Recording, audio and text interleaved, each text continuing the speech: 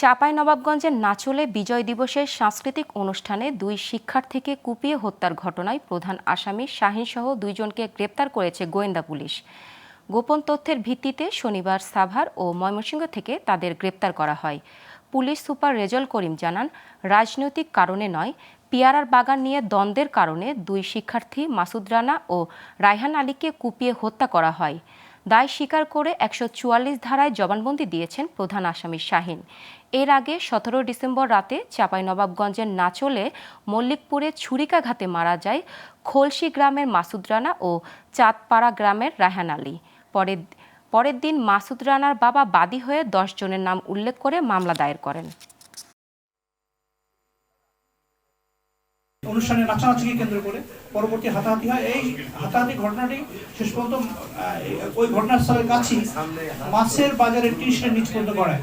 সেখানে উভয় পক্ষের মধ্যে মারামারি হয়। মারামারি এক পর্যায়ে শাহীনের হাতে থাকা চাকু দিয়ে সে কয়েকজনকে আহত করে এবং তার চাকুর আঘাতে দুজন নিহত হয়।